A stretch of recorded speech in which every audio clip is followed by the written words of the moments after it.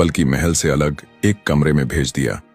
राजा ने भी कहा, ठीक है, तुम वहीं रहो, लेकिन राज्य में कोई उपद्रव नहीं होना चाहिए। परी मुस्कुराई और वही उसकी मुस्कान आगामी अनर्थ का संकेत बन गई। शुरू के कुछ दिन सब ठीक ठाक चले।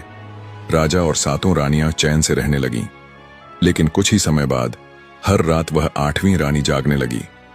जब सब सो जाते, वह महल के बाहर निकलती, नगर में जाती और किसी मनुष्य को पकड़कर खा जाती।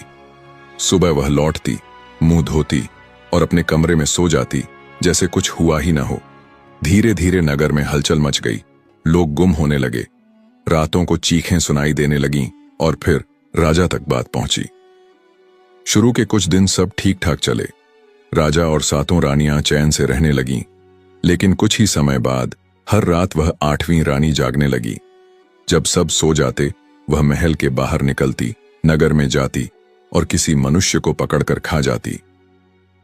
सुबह वह लौट आती, मुंह धोती और अपने कमरे में सो जाती जैसे कुछ हुआ ही ना हो। धीरे धीरे नगर में हलचल मच गई। लोग घूम होने लगे। रातों को चीखें सुनाई देने लगीं और फिर यह बात राजा तक पहुंची। राजा के पास उलाहने आने लगे, जब तक आपकी 7 रानियां थीं तब तक कुछ नहीं होता था। अब जब आप 8वीं रानी को लेकर आए हैं, तब से लोग गायब होने लगे हैं। राजा ने 8वीं रानी को बुलाया और उससे कहा, देखो रानी, हमने तुमसे पहले ही कहा था कि कौटाल यानी अनर्थ नहीं करना, पर तुमने नहीं माना। रानी बोली, देखो राजा, हम नहीं करते हैं कौटाल। राजा ने यह सुनकर कुछ नहीं कहा। पर कुछ दिनों के बाद 8वीं रानी ने फिर से लोगों को मारकर खाना शुरू कर दिया। एक रात जब राजा और सातों रानियां सो रही थीं, वह महल के बाहर गई और लोगों को मारकर खाकर आ गई।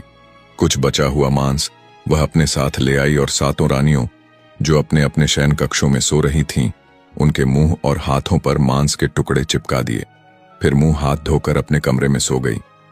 सुबह जल्दी उठकर वह राजा के पास गई और राजा को उन रानियों के कमरों में ले गई और कहा, ये सातों रानियां लोगों को मारकर खाती हैं। अब राजा बोला, क्या किया जाए इन रानियों का? 8वीं रानी ने कहा, इन्हें राज्य से दूर जंगल के अंदर उसी बैर खाली कुएं में छोड़ दो जहां मैं लाई गई थी। वहां इन सातों रानियों की आंखें निकाल कर छोड़ आओ। और राजा ने बिल्कुल वैसा ही किया।